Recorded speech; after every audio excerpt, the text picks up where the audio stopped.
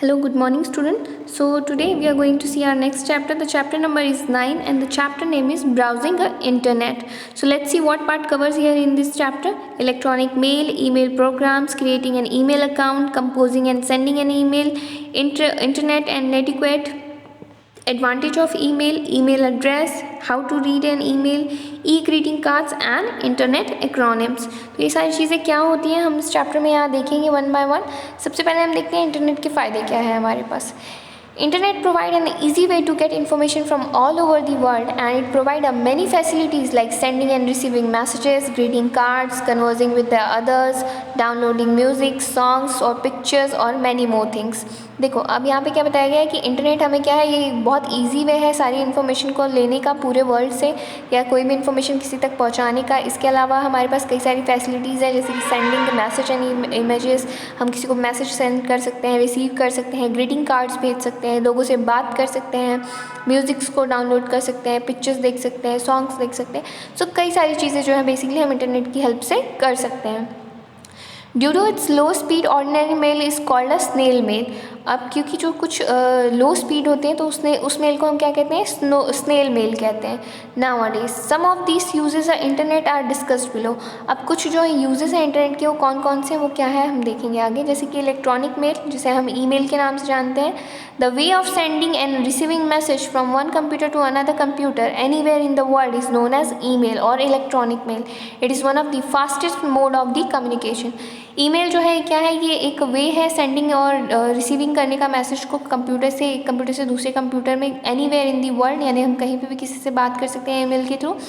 और इसे ही हम जो कहते हैं ईमेल या फिर इलेक्ट्रॉनिक मेल भी कहते हैं। और ये सबसे फास्टेस्ट मोड है किस चीज़ का, कम्युनिकेशन का।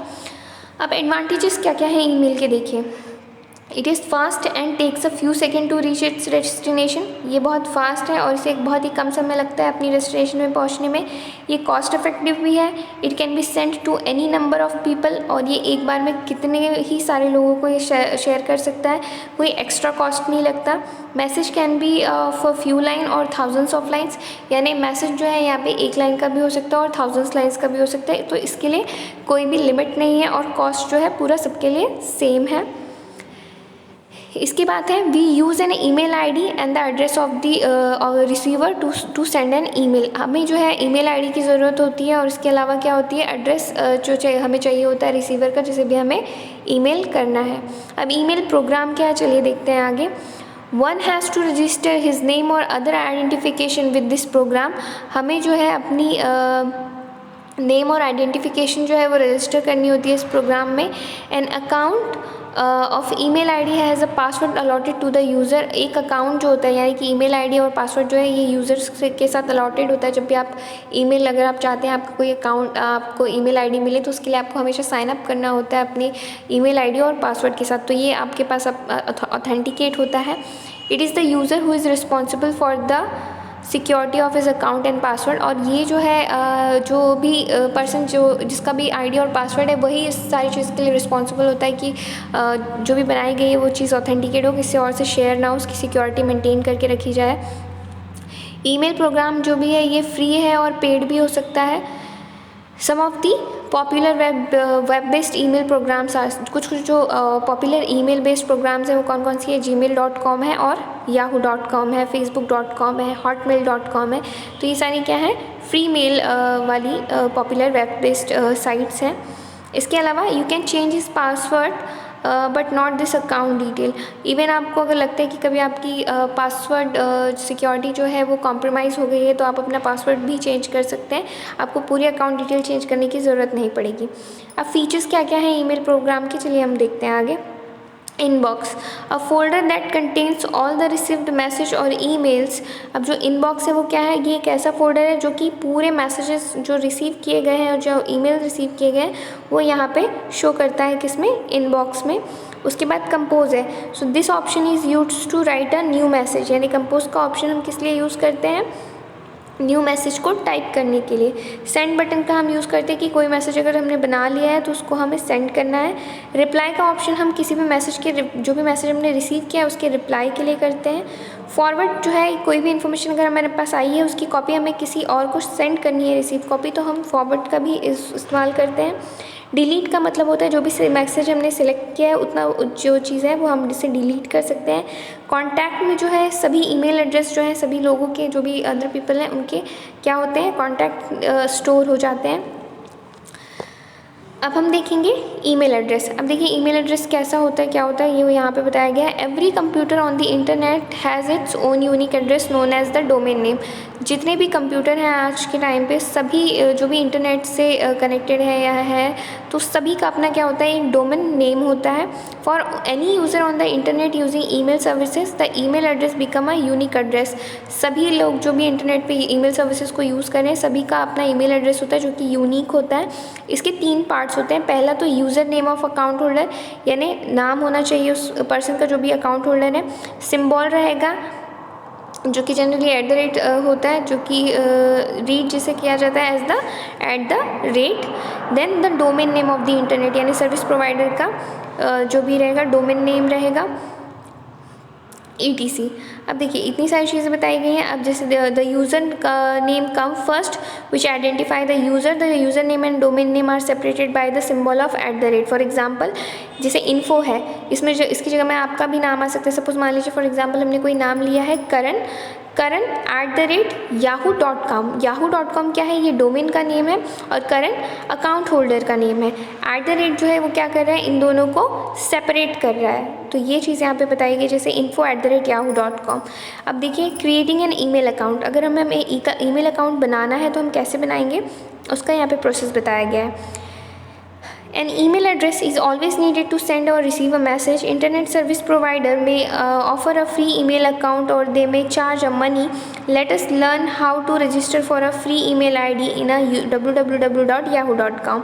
अब देखिए हमें मैसेजेस अगर रिसीव या सेंड करना है तो उसके लिए हमारे पास क्या होना चाहिए, एक फ्री अकाउंट होना चाहिए। तो कई सारे ऐसे फ्री मेल हैं जहाँ पे आप अपना क्या कर सकते हैं, अकाउंट साइन अप कर सकते हैं। तो देखिए यहाँ पे इसी तरह से yahoo.com के बारे में बताया गया है जहाँ पे आप जाके क्या कर सकते हैं, फ्री में अपना ईमेल अकाउंट खोल सकते हैं, यानी इसके लिए आपको कोई चार्जेस पे नहीं करने पड़ेंगे। तो इसका प्रोसेस क्या है, सबसे पहले आपको वेब ब्राउज़र ओपन करना पड़ेगा। जैसे माइक्रोसॉफ्ट इंटरनेट एक्सप्लोरर है, इसे आपने ओपन किया, उसमें आपने वेबसाइट का एड्रेस जो है टाइप किया www.yahoo.com। ये जब ओपन होता है तो इसका एक होम पेज आता है, इसमें आप जाएंगे न्यू टू याहू में और वहाँ पे आप करेंगे क्रिएट ईमेल अकाउंट बटन, उस पर आपको क्लिक करना होगा। रजिस्ट्रेशन फॉर्म अपीयर होगा जिसमें कई सारी डिटेल्स होंगी जो आपको फिल करने होंगे, जैसे आपका नाम है, आपकी age, date of birth, ETC।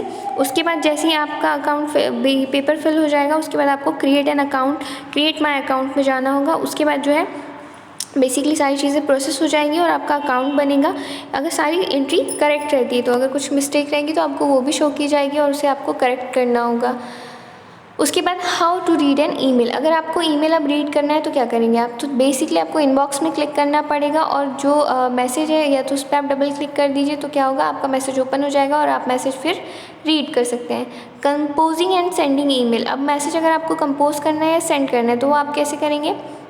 सबसे पहले तो आपको आप वेबसाइट वापस से ओपन जो जहाँ पे अपने अकाउंट बनाया उसे आपको ओपन करना होगा। ओपन करने के बाद आप जो है उसमें अपना जो भी यूज़र नेम और पासवर्ड है उसमें लिखेंगे। उसके बाद साइन इन बटन पे क्लिक करेंगे, अकाउंट का विंडो ओपन होगा।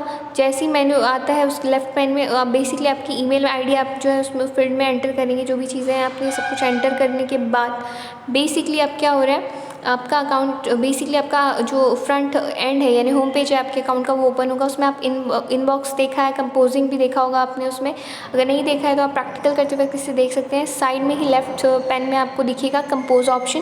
कंपोज में जब आप क्लिक करेंगे तो आपका बेसिकली जो है एक पेज ओपन होगा जहाँ पे आपको क्या करना होगा, जो भी रिसीवर की ईमेल आईडी है वो वहाँ पे आपको उस फील्ड में लिखनी होगी। सब्जेक्ट क्या है यानी किस बारे में ये ईमेल है वो आपको लिखना होगा। उसके बाद जो भी मैसेज आप टाइप करना चाहते हैं वो मैसेज आप टाइप कर सकते हैं। कोई फ़ोटो भेजना चाहते हैं तो आप फ़ोटो भी भेज सकते हैं अटैचमेंट में अटैच करने के बाद। उसके बाद सेंड ऑप्शन पे आप क्लिक करेंगे तो वो जो आपने ये जो भी मैसेज जो आपने प्रिपेयर किया वो क्या होगा, रिसीवर को सेंड हो जाएगा।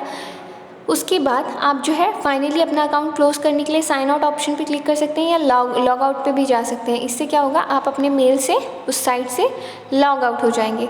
अब ई ग्रीटिंग कार्ड्स देखिए बताया गया, जैसे मान लीजिए कोई फंक्शन है या फिर हम कह सकते हैं कोई भी फेस्टिवल है जिसमें आप एक दूसरे को विश करना चाहते हैं, आपको ई ग्रीटिंग कार्ड्स पे आप भेज सकते हैं उसके लिए।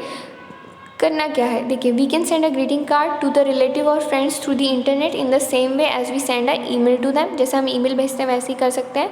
देर are several site that provide this facility on, और कई सारी ऐसी साइट हैं जो क्या करती हैं, ये सारी फैसिलिटी प्रोवाइड करती हैं, जैसे कि www.123greeting.com, ecard.com, bluemountain.com, hallmark.com। तो ये सारी कुछ साइट्स हैं जहाँ पे आपको ई ग्रीटिंग कार्ड्स जो हैं वो मिल सकते हैं।